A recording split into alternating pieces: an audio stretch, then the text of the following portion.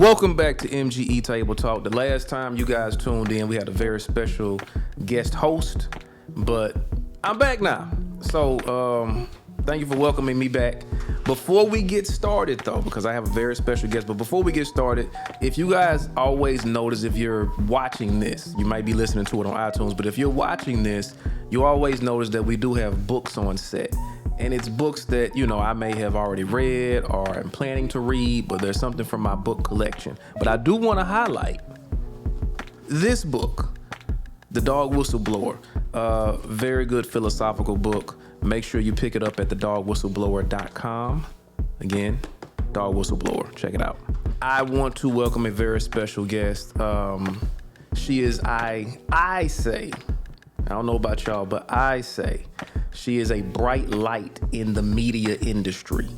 I think that she does a lot of good. She highlights things, I think, in the community. Whatever community she's in, she's always highlighting, trying to highlight positive things. And again, I just describe her as a very bright light. My friend, you guys welcome the broadcast baddie herself, Miss Destiny Beasley. Hey. Do I clap for myself? I was waiting for you to wave because that's like your trade. Oh, yeah, hey. Here's our camera. Hey.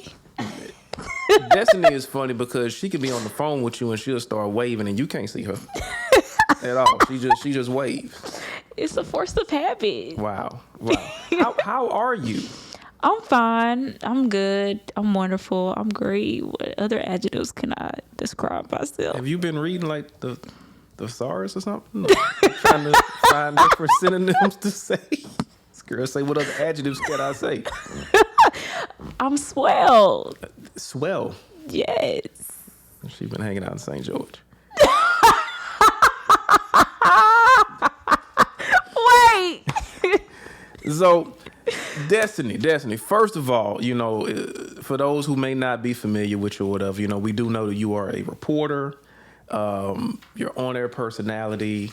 You've uncovered some pretty good stories this year. This has been a pretty good year for you because earlier this year you also moderated a debate. Did you not? Yes, with you. I wasn't. Well, staged. it was you produced it. I was producing, but I mean. But it was the state representative debate. You got me all goofy up here. This is so unprofessional. Do I have you goofy, or maybe that's just the genuine you?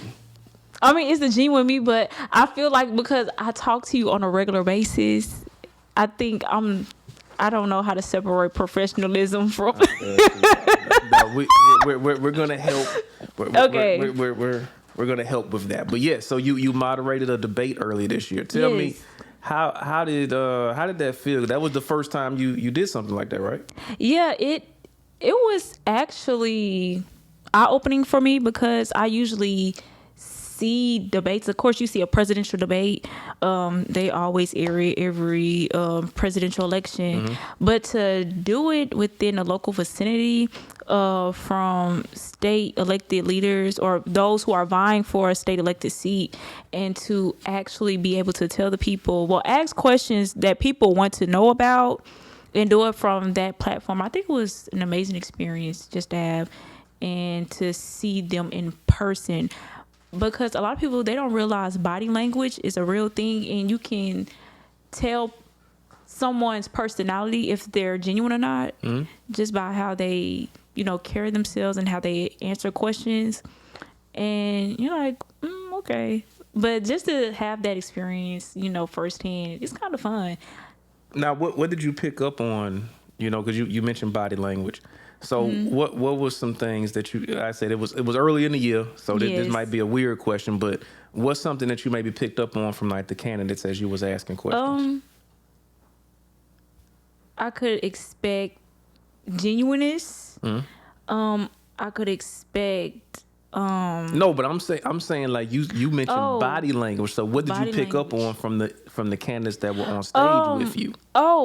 Some were confident. You could tell by the way their stature was. It was confident. Some were a little bit more relaxed, and there was like an exuberance of like being overly confident. Could you tell when someone didn't know the answer to the questions? I could. Like, how could you tell? Like, Just the way that they kind of like. oh, they like how they shifted their body weight. Yeah. Got you.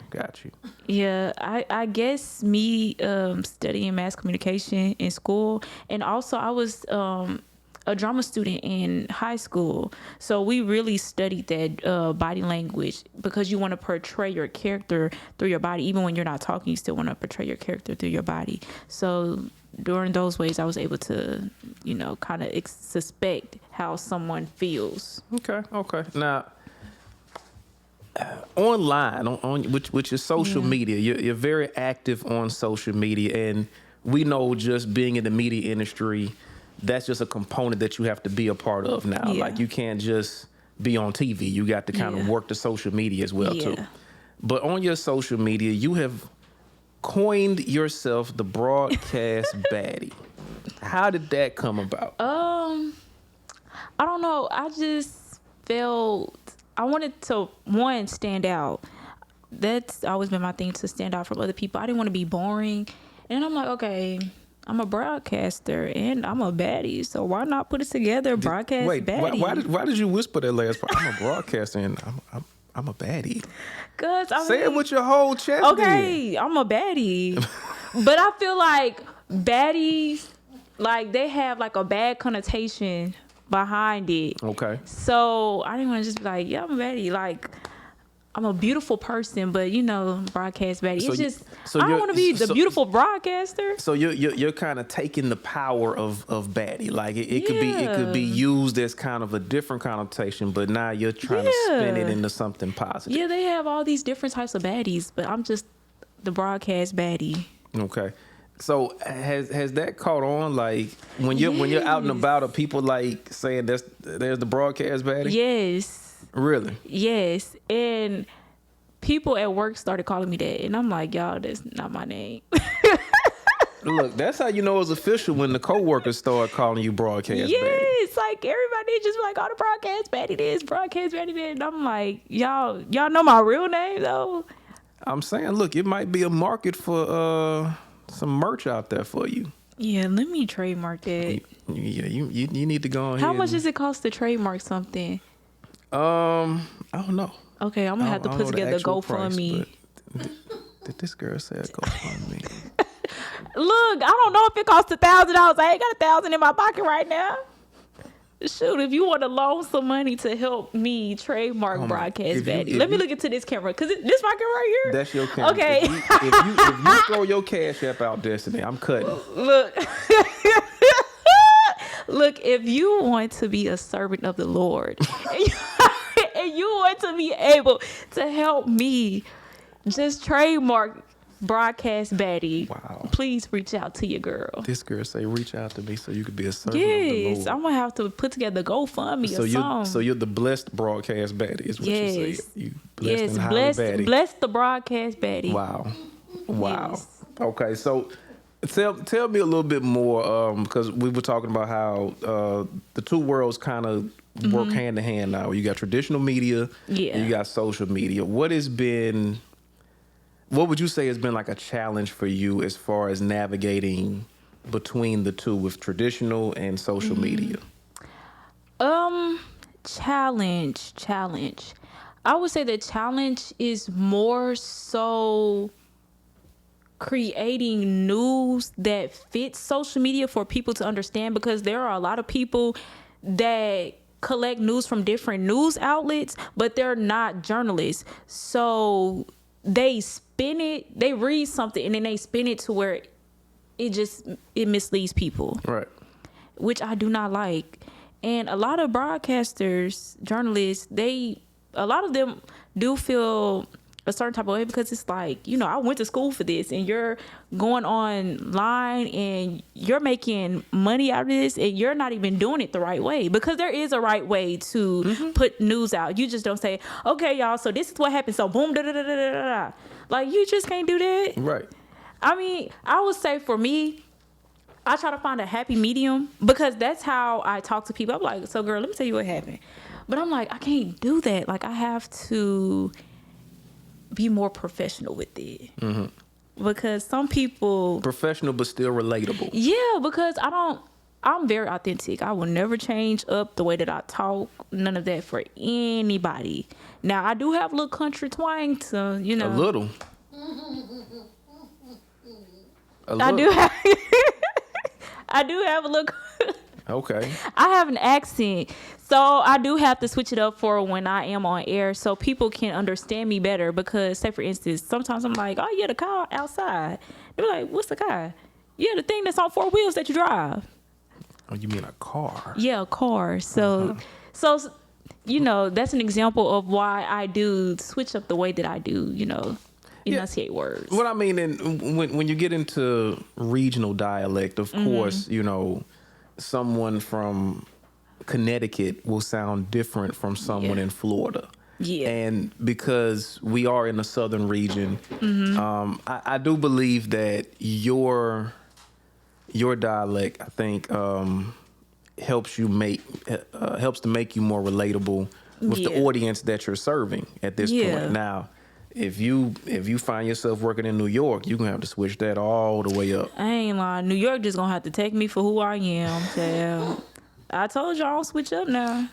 No, I'm saying, look, you can't go up there because you know you can get into Glorilla mode at times. Oh Lord, but look, they understand what I'm saying. I just feel as if you just for one you have to be real with yourself, and when you're real with yourself, other people will see that you're very genuine and authentic, and so I have to do that all the time and it's not really more so of how people portray me, but it's more about being true to myself because I don't want to be lost. And I feel like a lot of people, they tend to get lost in this industry, especially when it comes to egos. I humble myself all the time because, like I always tell people, it's better that you humble yourself than for the Lord to humble you, okay? Shoot. We can see it through the Bible now. He don't use people as examples. I ain't trying to be an example. Did she just become the biblical baddie? I probably did. Wow. So you mentioned authenticity, and you being a reporter, you're working in corporate America. Yeah. Tell me a little bit about how that kind of like how do you reconcile with that? Because we know corporate America has a history of trying to put us in like a box, or kind of reshape us or remold us into something else. Yeah. But you've been able to still be in corporate America and maintain an authentic likeness of yourself. How do you go about doing that? Like do you get like blowback or like how, because and again and I have to say this too, there has been a lot of changes in corporate America over the last few years as well too, where they are accepting different things. Most noticeably, the federal law with the Crown Act, where they can't discriminate against you for wearing your hair in its natural state. And we know that, when people first, especially people around here, when they first got to know you, your hair was you was rocking a curly fro. Yeah. And you kept it not like, you just switched up a little bit. You switched up a little bit, but I mean, and women, y'all always switch your hairstyles up or whatever. But that's what we do. But it almost became like a trademark for you, where that little midget with the fro coming in, like, okay, we know that's Destiny with the news. Oh, I don't know. I guess like I've always been my own person. I never sought out to be like anybody else. And then with me being a black woman, I take immense pride in it, especially as a child, reading about how we were treated, how our ancestors were treated, and how it affects us systemically. I want people to look at me and they see, beyond my skin color. Right. Because at the end of the day, like, this is just who I am. This is who God created me to be. I cannot wash this off. Like, I can do something with my hair, but I'm not going to do that. But at the end of the day, I'm still black. I still have that culture within me, and I can't get rid of it. I'm very proud. So it's like I said, it's either you take it or you leave it. And a lot of people, they just take it and they like it because I'm me. Do you ever feel like a responsibility to perform with a certain level of excellence at your job because you are a black woman and because corporate America has a history of, discrimination? Yeah. Yeah, I feel as if even when I feel like I'm tired or I'm like, okay, that's enough. I'm like, nah, I can't do that. Because if I do that, then they just gonna label me as being lazy or whatever the case is. And when I see other people get away with it, it's like I can't do that. Like I have to do better than what I did. I'm always beating up on myself. I'm always being hard on myself. And I guess to them, they don't see it. They don't see the process behind that. But it's like, man, I'm getting on myself every second of the day. But I don't show it at all. Like I don't sweat. I don't cry. I don't do none of that because I'm not finna let them see me in distress at all because they're gonna use that against me. Right. And I refuse for anybody to use that against me. Right. And like you were saying, you don't believe it's even a malicious thing. I think it's just fruit from a tree that's already been there. Like we said, corporate America has a history of certain behaviors. And over time, it just becomes like normal. Yeah. And until, there's greater transformation within the upper echelons of corporate America, there's certain things that are still, it's going to still have remnants of the past, I believe, there. But, hats off to you. I think that you do a phenomenal job as far as handling yourself and as far as, navigating through that corporate America world. Thank you. What made you even want to get into the media industry? Like I'm kind of going back a little bit to try to get into your origin story, but like, how did that even come about? Where it's like, yo, okay, I think I want to do this for like a living. Yeah. Growing up, I used to always go home with my color on yellow or red. Well, a lot of times yellow for talking, red, it was for something else. You was a bad little kid, weren't you? I wasn't bad. I was not bad. I just had a mind of my own. You said you went home and your color would be on yellow or red. Yeah, it would be mainly, I would have more yellow days than green days. First of all, define the color code for us, because now we need to know what kind of bad little kid you were. Green, okay. Good. I ain't have no problems. I didn't have any problems. Yellow, I had to get on to. Red, I don't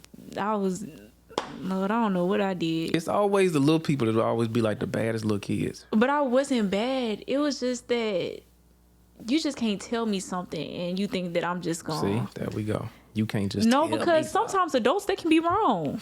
They can be wrong. For real. No, they absolutely can't. Listen, when I was in 4th grade, it was me against my entire class, because they were teaching Christopher Columbus discovered America. And in my mind, I'm like, well, no, because it says in the book he was greeted by the natives. How did he discover something and he was greeted by the natives? Right. They were already here. You can't discover what somebody else already is. Now, my teacher was actually proud of me. Shout out Miss Collington, 4th grade class. But yeah, it was me against the entire class. And she was very proud of me for that, by the way. Yeah. So no, I get it. Adults can be wrong. Yeah, but I would say like younger. But you was going home with yellows and reds, though. I would say elementary. I just talked a lot. I can see that. I just talked a lot to the point where it was like I was just getting whoopings because so it's like I can see that too. So I might as well, make money instead of getting a whooping. So here I am. I'm not getting whoopings. I'm getting money. So you getting paid for being inquisitive and being all of them people business. Well, no, that's the difference, because I'm not, messy or nosy or nothing. I ain't say you were messy. I said you all of them people business. That's what reporters have to do. That's equivalent to calling somebody messy. No, by no means. But you got to get the story. You got to get to the truth, right? Yeah, but not in a messy way. I'm not messy. This girl. But no, I was always talking as a child. Like my mom always tells everybody, like when I was 6 months old, I started talking. I haven't stopped since. And I was like, well, girl, I don't know what I was saying, but I bet I was saying something. Because I can remember, like, I was like 2, 3, 4, 5. I was hanging out with the elders of the church. And then my friends, they were like 12 to 16 years old.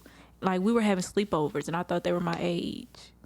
I didn't know the difference between our ages because I was talking to them like they my age. Like, I was having grown-up conversations. See, I bet them older people was like, she a fast tail little girl. Look at her.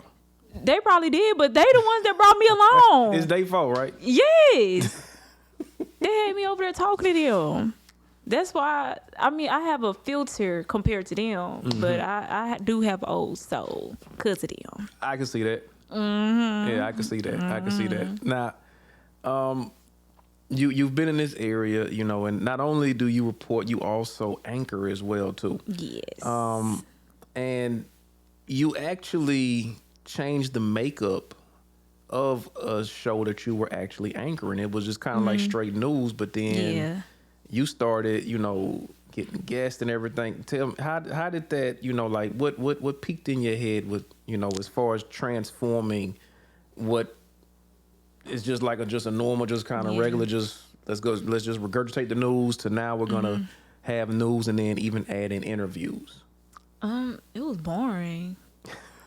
Well, straight up without because it was the same thing. Right. It wasn't like a mix up of like different news worthy stories in between. Well, it was the same stories rehashed basically. Yeah. Like it's like the first 15 minutes you might cover all the news and then the next 15 minutes you basically saying the same stories you just did again. Then 15 minutes after that you doing the exact same stories again. And then there was a lot of things that were going on Sundays and during the weekend. So I'm like, okay, well, let's bring these people in and highlight Baton Rouge culture. Well, at first it was just, you know, the different events, and then it started to become a cultural thing because there's so many things that are going on in Baton Rouge that people, they're just in their own niche and they don't know what's going on outside of that. So bringing attention to everything, like they had like a Moonlight Festival. What is the name of that boba place? Boba party. Okay. They were hosting a Moonlight Festival with different Asian vendors and treats, and it was a cultural thing, and bringing attention to that. And a lot of people, they don't know about, you know, just, you know, regular 225 business, as I would say. And so just incorporating different people in the mix and letting people just see the many great things that are going on in the city and the many different organizations and the just different community leaders that they don't see on a daily basis. Now, I did notice a lot of things that you started, you know, really being very intentional about reporting. And we just finished talking about that, like with the boba thing, is you're very big on just different cultures and really trying to highlight, you know,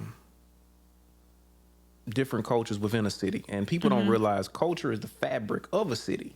So, you know, when people think of city, they think of, you know, the city government, of course, education system, the different work industries.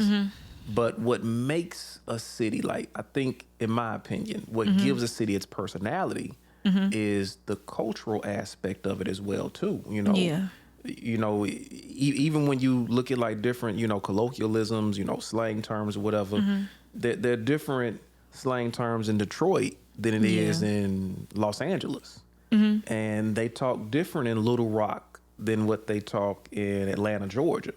Oh, yeah. So for me, like I said, you know, and I enjoy, you know, when I do get a chance to travel, when you go to different cities and like you can really kind of touch the town and like hear how the people talk. That's the fabric, I feel, of a city. So give me some more insight into what entices you to highlight, you know, these different aspects of culture. Well, I grew up in a community, so I understand where people come from. Where is your community at? Little Rock, Arkansas. But no, I understand what it's like. I've always been been involved in my community, whether it's from different organizations while I was in high school, and we did different things as far as implementing ourselves deep into our community. So I know what it's like. So to come here, I see similar things that are going on, Right. and I believe some people, they either don't care or they don't know. And when I actually like just immerse myself in different parts of the community, it's like they want to be highlighted as well. Like they feel as if they're overlooked, especially when it comes to, just political news. Like there's so many things that are going on in politics, or it's things that are going on in crime, especially when it comes to certain neighborhoods. They're like, this part of my neighborhood is being talked about. Y'all always coming here for crime, but y'all never come over here when we got some good stuff going on. We have community cleanups, we have community whatever it is that they have going on. Don't nobody show up. But when there's a shooting, that's when they feel that the media shows up, and that's not fair to them. If we're gonna show up, we're gonna show up for all things good and bad. And I've always been that way because, for example, when I went to Grambling State University. Okay, say that again. When I went to Grambling State University, there were so many things that were going on campus, but people didn't pay attention to it. But when we had that campus-wide shooting during 2021, it made national news, and everybody had something to say. But what about, first of all, that had nothing to do with Grambling. Those weren't Grambling students. It did not, and yeah, stand on that. Right, it wasn't Grambling students. And so I know how that feels when people try to come into your community and they try to paint this certain picture, and it's like, no, that is not what it is. And I understand culture and I understand community, and I want to put that in my stories. And I feel like there are some journalists who don't care. They just want a story. And that plays into their ego. Right. I don't care about that. I care about my people. I'm not from here, but I feel like I am.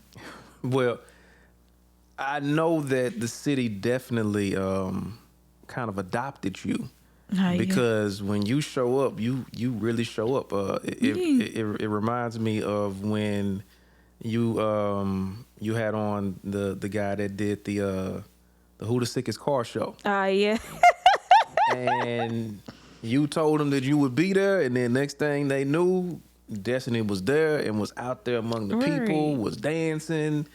Talk a little bit about how having these community connections make you an effective reporter, because and just me, I mean, my background is media as well too, and I've seen reporters move into different cities, but they don't entrench themselves within the different pockets of that city. Yeah. So, like you said, it makes it seem like, okay, you're going to show up for if there's something bad, but what about when there's something good? And people, I feel like, will talk to you a little bit more if, you're around more. But talk about how that makes you an effective reporter when you entrench yourself in the community like that.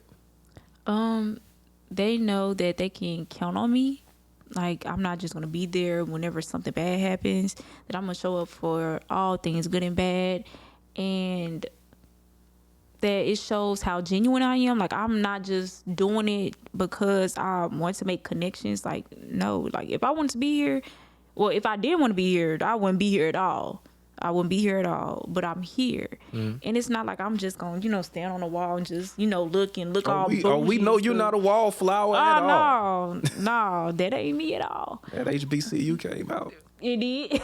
Like, I went to Grambling. Everybody know Grambling is a ratchet school. We are not ratchet. We are probably no. Well, when you went, but don't when I went, don't do that. No. Don't do that. Grambling is not a ratchet school. We just are appropriate for whatever the occasion is. When we know how to have fun, we have fun. There we go. We know how to have fun, but we are not going to put the ratchet label on us. When it's time to get ratchet, we get ratchet. Hey. We're not even going to have the word ratchet in the same sentence with the Grambling State University. Because at the end of the day, Grambling is very illustrious. It taught me everything that I know. Did you see the switch up just now? That's Grambling for you. Wow. It taught me how to conduct myself in society. There we go. So, Hence the switch up. but being connected in the community, I do think will definitely get you further. Yeah. Within your career and everything. Now, and I've witnessed that with you this year. So we talked about how you also moderated the debate. Yeah. That was produced, but also you have people reaching out to you to like MC different events. Yeah. Can you talk a little bit about the different events that people have reached out to you for? The most recent one that I can think of, it was in October. It was the Rise and Rain event, highlighting women in business. And it was also during, I was about to say Black History Month. Well, every month, Black History Month for me. That's probably why that's on my mind. but Breast Cancer Awareness Month. And so that was one event. Another event, you did something earlier this year too with didn't your sorority reached out to you? Yes, one of my sorors reached out to me for an event regarding her alma mater. They had an event geared towards highlighting alumnus and women in the community of service. Oh, I forgot how many other. It's been a couple. Look, that's a good memory lapse to have. Like I can't remember how many people reached out to me, but I have seen that, and I feel like that is due to your work in the community as far as just showing up for people, whether you're on the clock or not. I've seen you just patronize other establishments when people are having events. You'll just come out, make sure you're showing your face, showing support. And that definitely does go a long way. And people remember that. So when something, is going on and Destiny's looking for a story, it's like you were never dry because you can pick up the phone and people are like, oh, yeah, please, come on. Yes, cover that.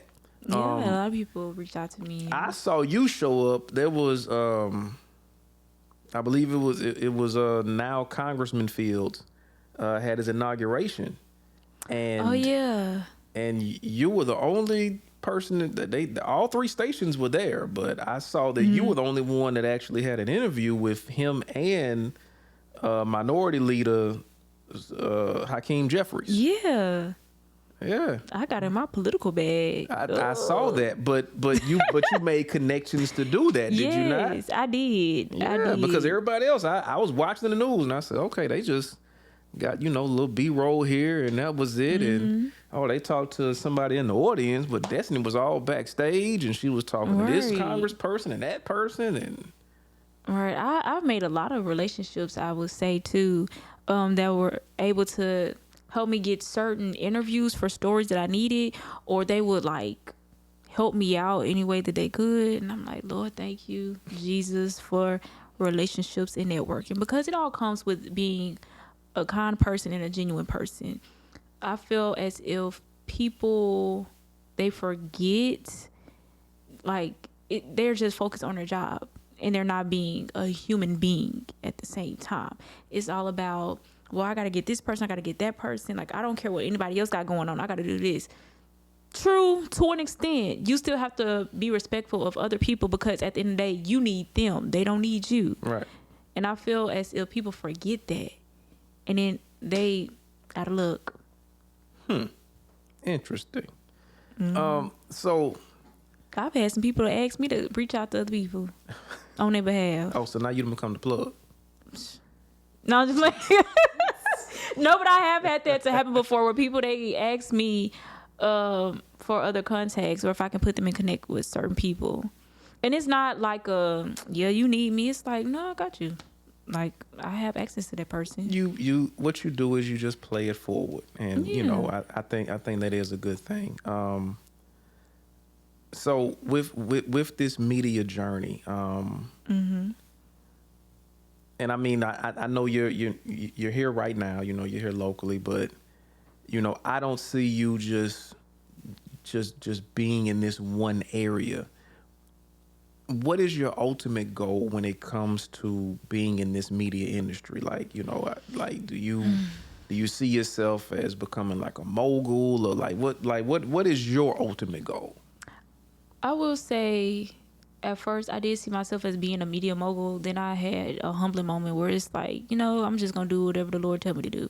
If the Lord want me to be up top and have control over certain things and be a leader, then I'll do that. If He want me to be more stationed to the ground level and be more deep in the community, then I'll do that.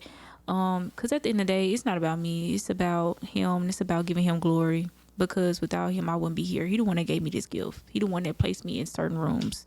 I didn't get myself through those doors. I don't have access or anything. He opens and closes doors. I can't do nothing. And I feel as if people forget that. As they shouldn't. They shouldn't. They should keep that in the forefront of their brains. Yeah. Is there any other component in the media industry that you would be open to doing? Because like right now, like I said, you're killing it as far as being a reporter. Mm-hmm. But is there anything else maybe like you looked at like, hey, you know what, I wouldn't mind being like, a general manager or something, or like Ooh. but what I'm asking is, like, is there any other component that you'd be open to? Like, not saying that you're trying to get out of reporting, but what's another component of media that you might be interested in? I want to have my own everything.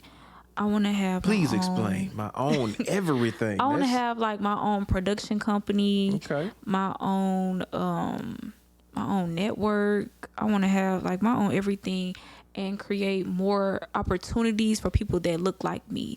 And no, before people think, I'm singling everybody else out, I'm not. But if you look, there's not that many opportunities for people that look like me. Now they're starting to become more opportunities, but make it more fair and do it in a manner where they're trained at a level to where like you can't deny them. Like if you try to deny them, it's because you get what I'm trying to say. I get what you're trying to say. Yeah, especially for HBCU students. Because I feel as if a lot of people that look like us, they try to go into different areas where they will feel accepted because they think that that's them being in a level playing field when it's not. Because you're not getting that same training that other people are getting. Right.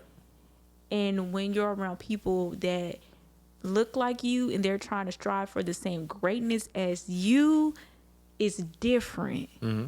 If you know, you know. If you know, you know. That's true. Not going backwards just slightly. Mm-hmm. You have a very interesting origin story. Mm-hmm. What advice would you give the girl? She's a freshman in college at Grambling from Little Rock, Arkansas. What advice would you give her as who you are now? Mm-hmm. What advice would you give like your 18-year-old self? Who's trying to chase this dream? And I'm asking this because it's based off of a very inspirational video that you posted on your social media earlier this year, where you were breaking down how you were working 2 different jobs. Man, I was and hustling out here. You didn't know what the future held for you. I feel like a D-boy out there hustling. I feel like a D-boy hustling. Look at me now. Yeah, like, I mean, it's like 50 Cent. You were holding down 2 jobs though, and you were back and forth between different cities and states. Yeah. So, but what advice would you give that girl who has this dream in mind and any adversities you've had to deal with in your adult life, but what advice would you give her? Yeah. But also, what advice do you think she would give you? Oh, that's a good question. I would say first, the advice you would give her. Okay, keep God first and stay focused. Don't give up. Everything is gonna work out. It's okay. It's okay to, cry if you have to. Cause back then I didn't cry. I did not cry. I didn't believe in crying. So it's okay to cry. whenever you feel tired, or when you do feel tired, rest. I should have rested a whole lot back then. Now I think about it. Well, most importantly, keep God first and pray. Read your Bible, pray. Read your Bible, and pray and read your Bible. Now, what advice do you think that 18-year-old would give you today? Girl, forget them folks. Do you? They hate. For real. She said just like that, wouldn't she? Yeah, I'm a completely different person than when I was in school. I didn't care about nothing. I didn't think. Now I think, and then I react. I really don't react, but I feel like some things do need reaction. So she would probably tell me now, girl, forget them folks. Tell them off. Stand your ground. Don't back down. What piece of advice from her could you actually use? Because you said, you've learned not to really react about certain things. But I can still use that, but do it in a more professional manner. Ah, there we go. Yeah. Just continue being who you are and don't change yourself for nobody. Just because people don't accept certain things or they're not familiar, that's okay. They gonna learn. You gonna have to learn sooner or later. We all had to learn how to talk, right? True. We all had to learn how to, count to 3, ABCs, all of that. We all had to learn how to read a book. We all had to learn how to count money at one point. And look at us now. Well, for some. But everybody, they gonna learn. We made it. Yeah. They gonna learn. Let me ask you this. Who is your dream interview? Like, who's someone who you would... You know what? No, matter of fact, not just someone. Give me your top 5 people that you would love to interview. And they could be dead or alive, too. Okay. And in their right mind. Well, if they not in their right mind now, but if they were in their right mind. Yeah. Okay. Yeah. First, it would be Nene Leakes because I love her. I love Nene Leakes. Like, she raised me. I've been watching Housewives of Atlanta when it first came out when I was 8 years old. And First I've been of all, studying her. Wait a minute. Why were you watching that show at 8 years old? I was watching it with my mama every Sunday. You know what? That's why them old women was in the church was saying this here little fast tail little girl. But no, I would interview Nene Leakes because she's so strong and I see her differently than other people. People try to paint her out to be a villain, but you also have to understand why people are the way that they are. And so I see beyond what people depict of her. And so I would love to interview her. Wendy Williams. Okay. Yeah. Right now she coming out of her conservativeship. She is, but I would have loved to interview, Wendy, And like in her prime. Yeah, in her prime. Because I want to know, like, radio Wendy or TV Wendy? There's a difference. I say TV Wendy. Okay. Because she was still messy, but she would ask the right questions. But I would want to know, like, her strategies. Like, why would you ask those certain type of questions when you knew that some of them people would cuss you out, girl? It's a certain way to ask certain questions. But I would want her to, like, give me the tea on how to do that. But I'll just, twist it my own way. Okay, that's 2. You got 3 more dream interviews. Oprah Winfrey. Okay. Just so we can talk about her journey and the blueprint. Got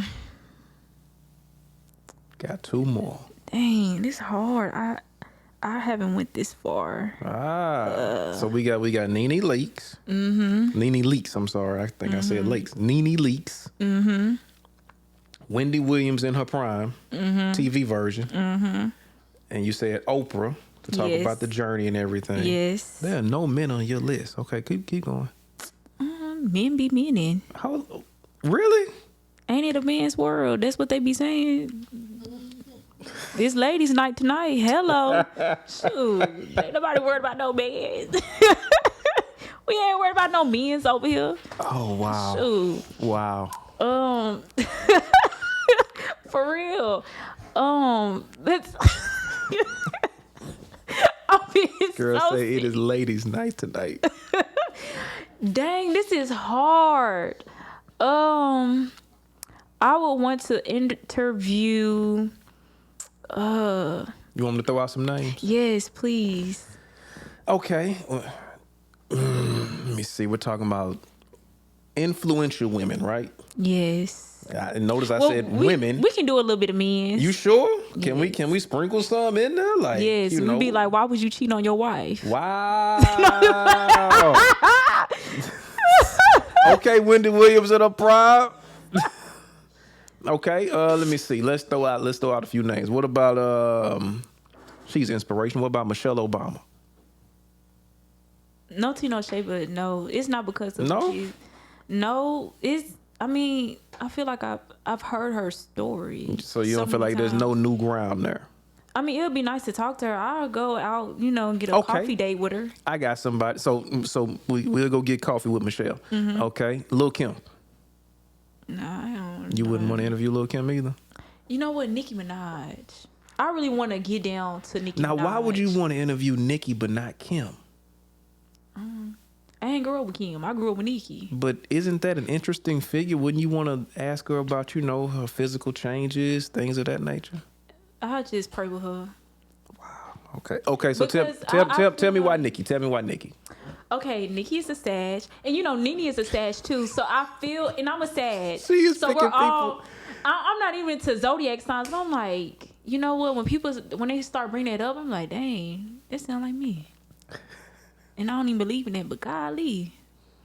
But Nicki get a lot of hate, but I know it's a reason to her madness, and I just want to know, like, girl, why do you be making these people mad? Like. So you think as of recently, there's a method to her madness? I think there's always been a method to her madness. Okay. But I think it's just this confidence that she has about herself that intimidates people, and she can't come off as a mean girl, but it's so blunt that she does not care. Okay. So I would What say about Nicki. Jasmine Crockett?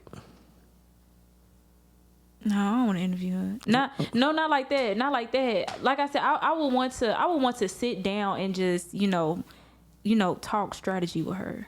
Okay. So But I not an wouldn't want to interview, but interview. a conversation. Yeah, like, hey girl, what's up? Let's talk. Okay. All right. But give me some men, some fine men. Okay. No, I'm just playing.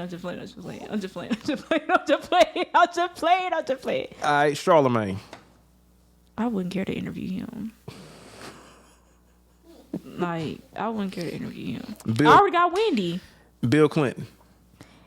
I thought about that. I mean, that's your homeboy, all right? That's Arkansas right there. And I'm not trying to be messy. Oh, there she go. I'm really not. If she prefaces it with, I'm not trying to be messy, but the mess is about to come. Go ahead. But it's a rumor that Bill Clinton got a son. Really? That must just be in Arkansas. Yeah. See, we ain't never heard that outside them state lines. Yeah, that's the rumor. Oh, okay. And so, why you ain't claiming him, dog? But allegedly. Allegedly. He's not claiming Allegedly. him. Because that's why I say it's a rumor. It is based in rumor. But I really want to know why you you know what? Let me not. There she go. See, she was about to just veer right off. Let me not. This is why I was just sticking with women right there, because the men I brought up a man. Let's go back to women, because I mean he old. He probably don't even know why he did it now. Wow. You know what I've learned about you? Everyone is old. I'm old. No, you might have an old soul. I'm old. Oh, okay. I'm All over right. 20. I'm over 21. So. Okay. Yeah. Give me another lady or something. All right. Let's see. Another lady that would be good for you to interview. Mm-hmm. Queen Latifah. Dang, man. You don't want to interview no legends? No, it ain't that. I mean, it's Queen Latifah. I already know. Okay. Tamron Hall. Dang, I man. already got Oprah. No, That like, just checks the box. I got Oprah. No, it's not to degrade. I love what she doing, but I'm trying to get to that Oprah money. Okay. If she gonna give me the We did say recipe. dead or alive, right? Mm-hmm. Madam C.J. Walker. Nah. Dang, man. If it ain't Nene Leakes or Nicki Minaj. Okay. I want to interview the person that decided. What is getting me canceled? Do You what? know what? It's okay. This for my people. I want to interview the person that decided that it was okay to colonize Africans and bring them over to what is now the United States and ask them why did they think that was a good idea? Did they not like? Well, I don't think that was just a singular person. I think that was a consortium of sorts. Well, I want to talk to all of them. Dig them up. Because we're still being affected now, systemically. We gonna do the interview for Black History Month, aren't we? I mean, we gotta have a seance and get the spirit. Look, I blame it on the way that I grew up, just looking at everything, being observant to the documentaries. The 13. Shout out to Ava DuVernay for that one. Would you want to interview her? No, I just want to sit down and talk to her. I wouldn't want to do no interview. I'm surprised you wouldn't want to just sit down and talk with Nene Leakes then. You actually want Oh, to I'm gonna interview her and then we're gonna sit and talk on the side. Oh wow, okay. Cause that's gonna be great for TV. You got to think about it. Like I'm thinking of things that will be great for TV. Okay, what about Mona Scott? Nah. You wouldn't want to interview Mona Scott either. Nah. Well, she's a mogul. Nah.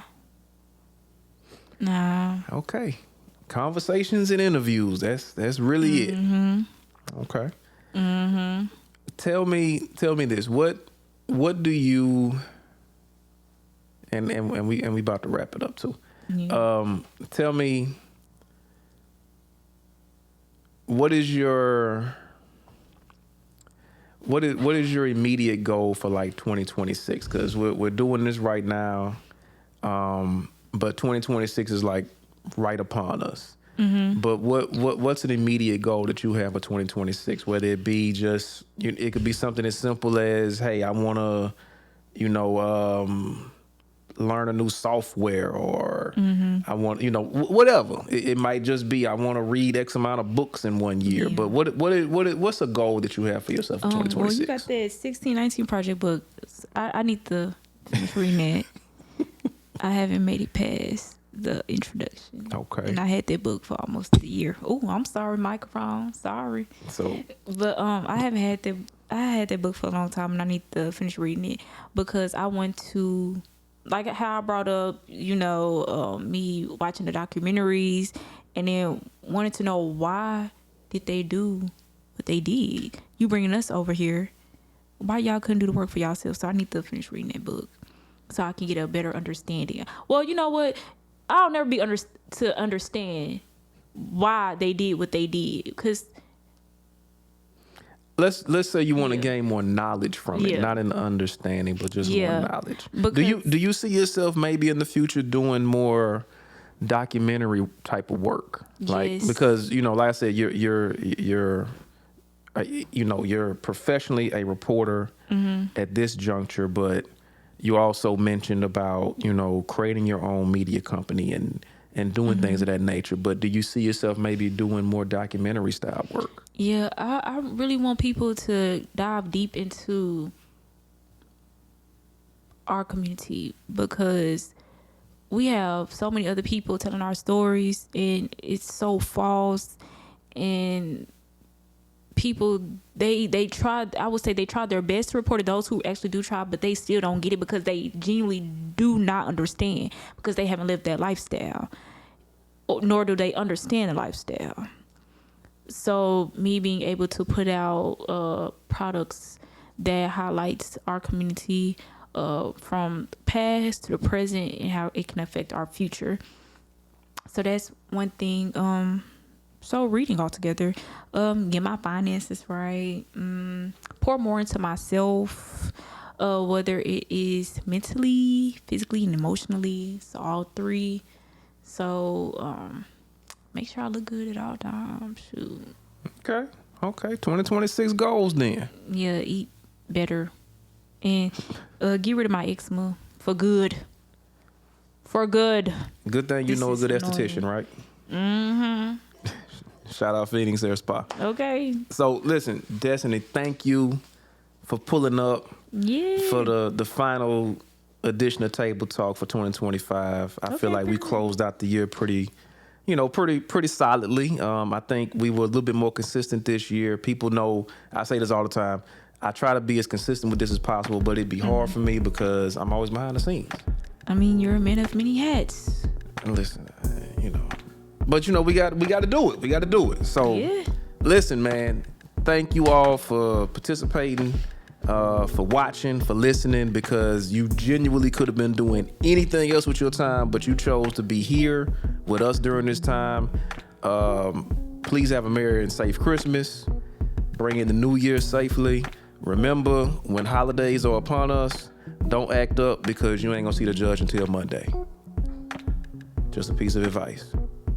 Last thing, and the last time for this year, remember, you're either at the table or you're on the menu. You decide which one you'll be. We out. Peace.